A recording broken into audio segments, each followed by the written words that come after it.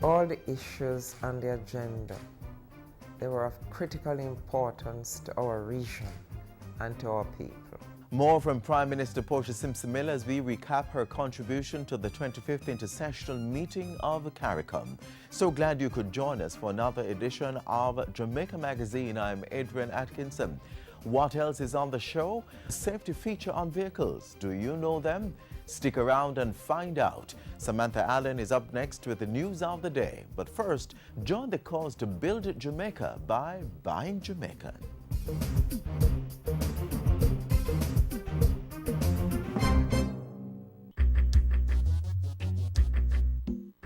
Nutritious food, succulent dishes, superior workmanship, and excellent service.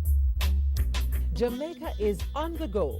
Let's grow what we eat and eat what we grow. Let's harness the indomitable spirit of our most valued resource, our people. Let's support our local businesses. After all, buying Jamaican means building Jamaica. Original.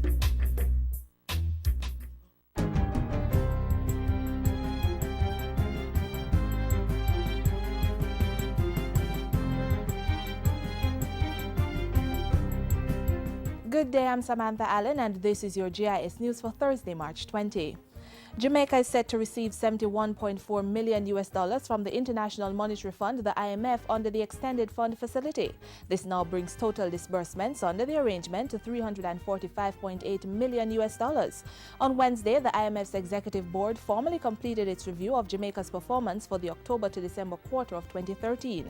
In a release, the IMF said Jamaica's program implementation had remained strong, the execution of the budget was broadly on track, but the economy remained fragile. The multilateral agency added that government's plan to restrain expenditure to meet budget targets was commendable and said going forward, policy should also protect capital spending. The IMF mission to Jamaica conducted the third review of the country's performance between February 5 and 13 of this year. Meanwhile, one of the most critical structural benchmarks for the next review period under the IMF program was met when the House of Representatives passed the Fiscal Rules legislation on Tuesday. Fiscal Rule tightens the management of government expenditure, debt, and the budgetary deficit. To bring it into force, Parliament needed to pass amendments to the Fiscal Administration and Audit Act and the Public Bodies Management and Accountability Act. They represent a commitment that to be implemented, to be passed into law before March 31st of this year. Because the international community are not convinced that we collectively have the fiscal discipline to prevent the future run-up of our debt. We need to prove them wrong. The rules alone won't guarantee it, but they represent the passage of these enhancements in the legislation will at least demonstrate that we recognize that there's a problem and that we are committed to a solution. The finance minister assured members of the lower house that sanctions for breaching the fiscal rules would be set out in accompanying regulations, which will be tabled early in the next fiscal year. More than 40,000 students completed day one of the Grade 6 Achievement Test Thursday morning. Students wrote papers for mathematics and social studies. On Friday, they will complete the other three papers in science, language arts, and communication task. Education Minister Reverend Ronald Thwaite spoke with GSAT students at 3 corporate area schools Thursday morning and encouraged them to remain calm. He assured the youngsters that they would all be placed in good schools at the end of the process. Give thanks that all of you are going to go on to a school where you can get good secondary education. Hear me? Yes. My word, fellas. Huh? You want to make sure now that everybody concentrates and does as well as possible. Recently, Minister Thwaites revealed that plans were far advanced to revise the GSAT curriculum for the next sitting in 2015. Meanwhile, students and teachers at the Central Branch All-Age School in Kingston now have more comfortable and secure surroundings within which to operate. They are the latest beneficiaries of the school's equipping and fencing project, which falls under the European Union's Poverty Reduction Program, PRP2. The project is valued at $24 million, with the schools and community members contributing about $6 million of that amount. The scope of work includes the construction of 5 play areas complete with perimeter fencing and the provision of play equipment. Other equipment include desks, chairs, tables, filing cabinets, and appliances for use in the school's tuck shops. The JSIF Managing Director was speaking at the handing over ceremony held at the school recently. The National Security Ministry has received an ambulance that will be used to transport wounded police officers. The handing over fulfills an agreement reached in the 2010-2012 wage negotiations between the Finance Ministry and police officers. It has taken long to come, but this was one of the items that was of great importance to the police, and it's going to be assigned to the convalescence home in St. Elizabeth, where our fallen and wounded policemen and women are recuperating. The ambulance was provided by the Ministry of Health through the National Health Fund. And finally, the former permanent secretary in the Ministry of Youth and Culture, Sidney Bartley, has been reassigned as Director General in the Ministry of Labour and Social Security. While responding to questions in Parliament Tuesday, Portfolio Minister Lisa Hanna said the reassignment took effect on March 10 and follows a letter she received from the Office of the Children's Advocate on January 17. Minister Hanna says she wrote to the Cabinet Secretary about the letter, which outlined that the OCA had received a serious report regarding a child concerning the permanent secretary. I'm aware that under the Child Care and Protection Act, such reports would have to be investigated. I conveyed to the Cabinet Secretary that I did not think it would be in the best interest of the Ministry for such an investigation to take place while the Permanent Secretary continued to function in the capacity as a public officer with responsibility for the portfolio which deals with the protection of children in Jamaica. And that's it for JIS News Today. I'm Samantha Allen. Thanks for watching.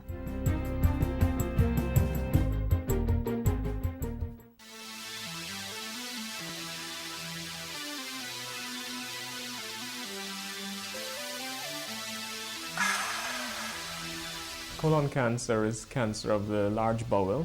The large bowel is that area of the bowel which contains the waste products. Whenever you have colon cancer, it means that those cells are growing uncontrollably, and it's something that is very serious. It is a condition which we have to diagnose early, and so we can manage it appropriately. Once we diagnose colon cancer, the next step is to stage it. We want to know if it's confined to the colon or if it's outside the colon. So you're likely to have a CAT scan of the abdomen, a special X-ray, an X-ray of the chest, and some blood tests. We can use that information to decide if it's localized or if it's very involved. And that can help us to plan what your treatment is going to be.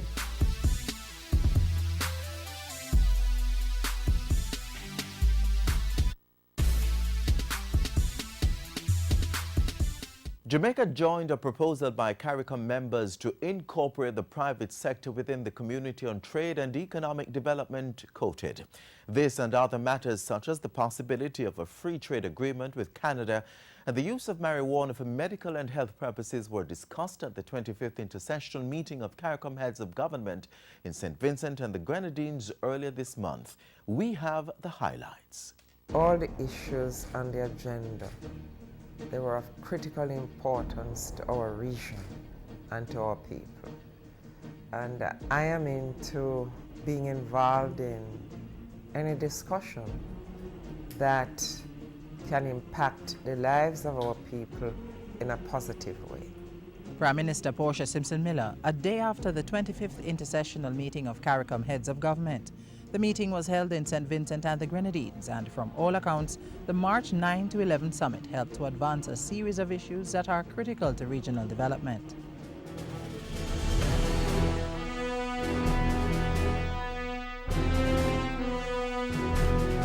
As the region forges ahead with the full implementation of a Caribbean single market and economy, Jamaica joined a proposal by CARICOM members to incorporate the private sector within the Community on Trade and Economic Development, COTED.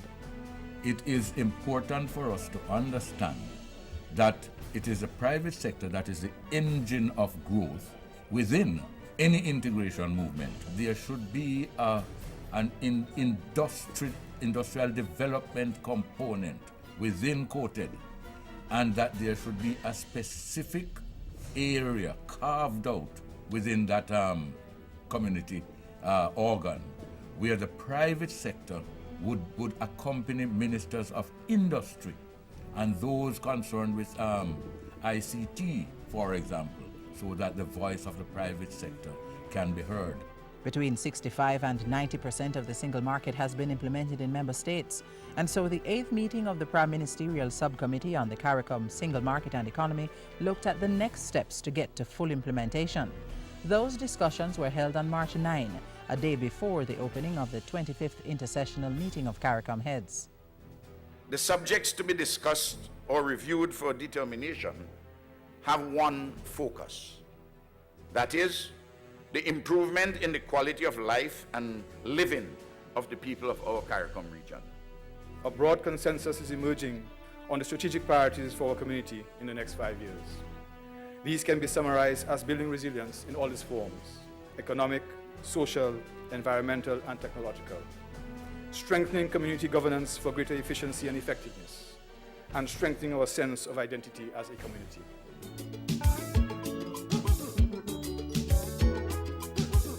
Among the issues discussed at that opening session was reparations for native genocide and slavery. Prime Minister Portia Simpson Miller urged her regional colleagues to consider a non-confrontational approach to the issue. She said the call for reparations should involve reconciliation and dialogue free from animosity, given the history and modern consequences of slavery on the region, including Jamaica. Another matter of major importance was the historic ruling of the Caribbean Court of Justice in the case between Jamaican Shanique Myrie and the government of Barbados. Senator A.J. Nicholson provided a report for discussion by the heads of government. In 2013, the CCJ awarded Myrie $3.6 million in damages after ruling that the Barbadian government violated her right to enter the country under Article 5 of the revised Treaty of Chaguaramas. At a post-intersessional meeting press conference, Barbadian Prime Minister Freundel Stewart said his country would comply with the ruling. However, Mr. Stewart said the money had not been paid over to Ms. Myrie because the parties had not settled the issue of legal costs. Usually, in these matters, practicing lawyers will tell you that when you're settling matters, you don't settle the damages and then haggle over the legal costs later. You try to settle all these matters at the same time so that when you close a file, it is closed.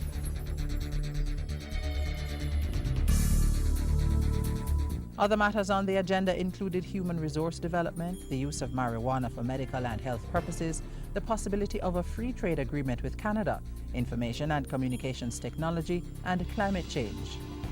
I think it is very important, and it's good that it's receiving special focus from our region. We just have to think about what happened in our region last December and the impact it had on our sister islands. Prime Minister Simpson Miller left the 25th intersessional meeting of CARICOM assured that the concerns and recommendations put forward by Jamaica would be considered in the reform process, which in turn would benefit not only the country but all CARICOM member states.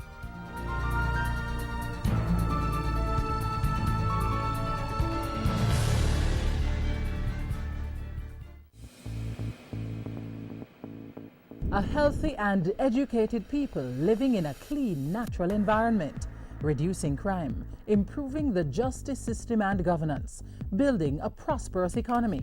It's not just a vision, it's reality. Learn about the plan. Join the vision. My country, Jamaica, has a rich heritage and is very unique. If we all pull together, we can make it the place of choice to live, work, raise family, and to do business. For more information on Vision 2030, call the Planning Institute of Jamaica or visit vision2030.gov.jm, your parish library, school library, or the Jamaica Information Service. And I said, smile, girl, smile, smile for me, Jamaica. And I said, smile, girl, smile, ooh, Lord, smile for me, Jamaica. And never you cry, here am I, yeah, I'm here for you, Jamaica. Dry your eyes, girl, smile, smile for me, Jamaica, Lord. Did you know that airbags are not to be reused and that headrests are supposed to be the same height as your head? We explain why and tell you about other features in vehicles that are designed for our safety.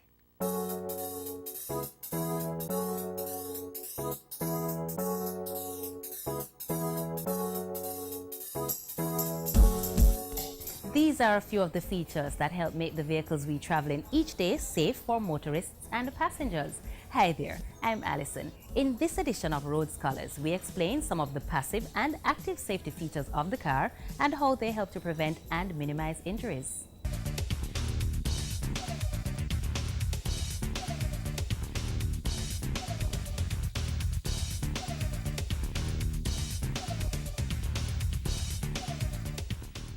Active safety refers to systems that helps to avoid an accident, while passive safety refers to features that minimize the injury to occupants of a motor vehicle when it is involved in a crash. These active safety systems are the steering and the braking of the motor vehicle that are operated by the driver, while the passive safety features are like the airbag and seatbelt that is activated by the vehicle itself when it is involved in a crash. And speaking of a crash, it is important to buckle up at all times because not only does a seatbelt save lives, but it helps to prevent lifetime and long-term injuries. It's very important to wear the seatbelt. In case of an accident, the seatbelt will keep you from going forward. In case of sudden impact, you don't, fly from the seat or from the vehicle, so it keeps you stabilized. And if you don't wear the seatbelt, you can be prosecuted. So it's very important to drivers to always wear a seatbelt because it saves life. Under the Road Traffic Act, you can be fined $500 and 2 points if you are caught driving without wearing a seatbelt.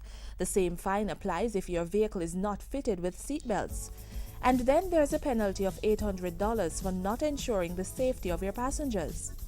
Persons must remember that the seatbelts are installed in the vehicle as a safety device to minimize the injury that you might receive in the event of a collision. So persons who are wearing the seatbelt in this fashion, right, this is not the correct way. The seatbelt must be worn right across your shoulder. If the seatbelt is too high based on your height, then it can be adjusted to fit right across your shoulder. And if you are a tall person, it can also be adjusted so that it fits you as best as possible for your own safety. Children are precious and their safety must be taken into consideration when traveling in a motor vehicle. So if they are too small, a child or booster seat must be used. This is recommended for children under the age of 7. You should also make sure that it is firmly fitted in the vehicle, allowing for minimal forward or sideways movement. Let us use these safety devices to help protect our children from death and serious injuries in road crashes. The purpose of the headrest is to support the neck and the head. And in case of an accident, your head would be going back way. I think where whiplash is concerned, it give you protection from that also. It don't make your neck strain or it hurts. It just relaxable. So you're more comfortable, so you concentrate on the street more. The headrest is sometimes mistaken for a luxury feature. but it is actually another valuable safety feature on your vehicle. The headrest or head restraint is actually to minimize or prevent a whiplash injury during a collision. It should be adjusted to the height of the driver and passenger's head, and there should be at least 2 inches between your head and the headrest. This is the highest this particular headrest can be extended. So this will be okay. So in the event of a crash and the vehicle is stopped suddenly, on impact, the seatbelt will restrict your forward movement and the headrest will restrict the backward movement to avoid any whiplash injury. During a collision, the airbag acts as a cushion that minimize or prevent injury. What the airbag does is to reduce the speed of the forward movement of the occupant. The airbag is designed to inflate rapidly in moderate to severe crashes and provide protection to the occupants' bodies when they strike interior objects such as the steering wheel or a window. However, for proper protection, persons should be correctly restrained with a seat belt. During a collision, on impact with an object at a speed as low as between 16 and 24 kilometers per hour, the airbag inflation system acts on 2 gases, sodium azide and potassium nitrate, which produces a nitrogen gas that inflates the airbag and suddenly deflates the airbag within a second on contact with the occupant. Most vehicles carry 2 airbags to the front, one in the steering wheel and the other on the dashboard on the passenger side. But in high-end vehicles, you will find up to 8 airbags at various locations to the front, rear, and even to the sides. Airbags were designed for one use only, and therefore once it has been deployed, you must have new ones installed. Reusing airbags is a dangerous practice. You've often heard it said that children should travel in the back of the vehicle, and here's one of the reasons. It is because they are too small to handle the impact of the airbag, so take these tips into consideration. You should never put a rear-facing child seat in the front seat of a car with an airbag, but make sure all children are buckled up no matter where they sit. Unbuckled children can be hurt or killed by an airbag. The next time you buy, drive, or travel in a motor vehicle, remember, they offer more than just flashy features for your mobility and enjoyment. They are also built with protective safety devices, so take time to know them. Buckle up when you drive. Protect your children with child and booster seats and strap them down well. Adjust your headrest and never reuse an airbag. This has been Road Scholars. Until next time, take care.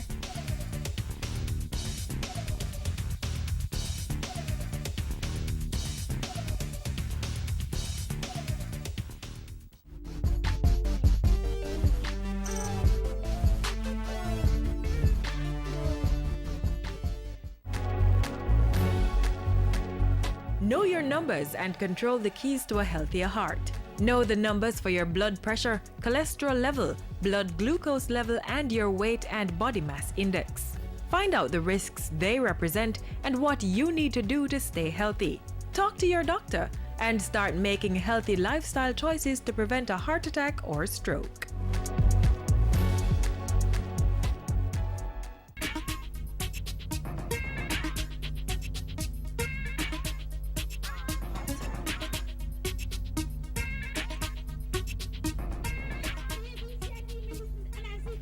When was the last time you heard a good old-time story? Today we have special, 25% discount for 65. I say I am 70.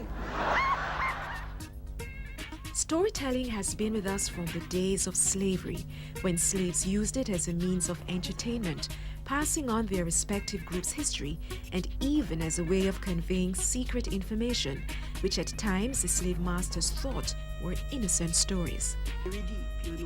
Later on, long before television came to most Jamaican homes and local radio was almost non-existent, Parents, grandparents, and even siblings continued the tradition by telling each other stories, primarily as a means of entertainment, which also inadvertently helped to secure key historical information about the Jamaican and Caribbean people. I do believe it began with the family. We didn't have television, and I grew up without even radio. When I was a little girl, radio came in. You know, I remember I acted as Little Red Riding Hood on ZQI or something like that.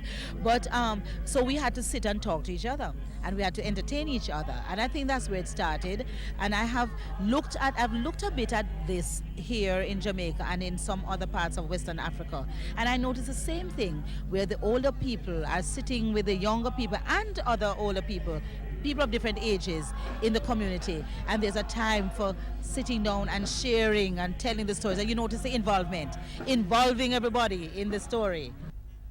Cultural icon Dr. the Honorable Louise Bennett, Miss Lou, has been instrumental in keeping the tradition alive with her unique style of telling Anansi stories, riddles, and much more.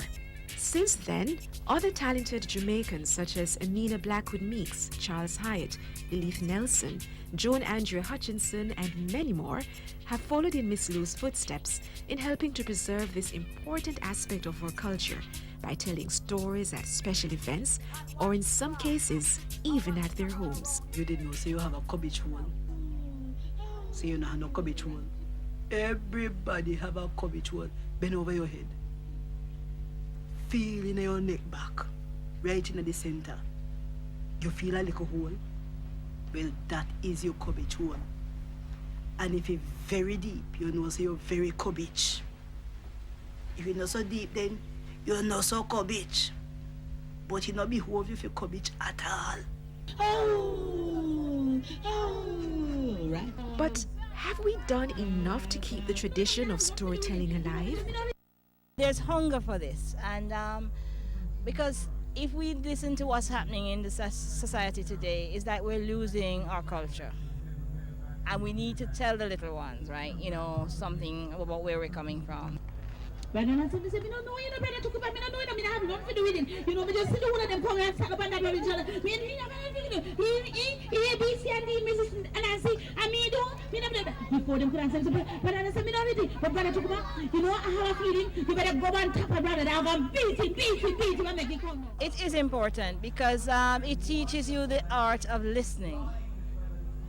And today we're so rushed and busy. We hear, but we don't listen. Storytelling teaches you to listen, and if you listen carefully, you can relate, and you can take it to another level.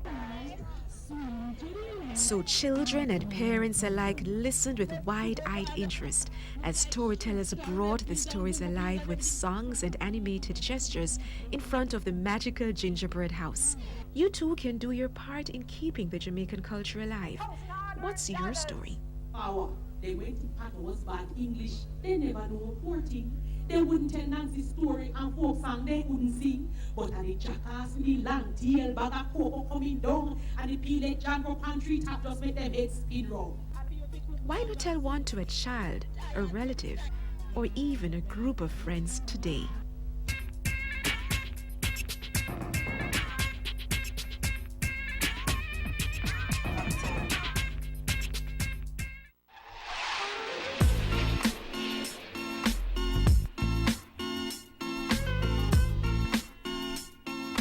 That's how we end our show for today. Join us again tomorrow, same time, same station. In the meantime, there's more information on our website, jis.gov.jm, and on Twitter at JIS News. If you've got ideas for future programs, send them to Jamaica Magazine at jis.gov.jm. On behalf of the entire production team here at the JIS, I'm Adrian Atkinson. Walk good.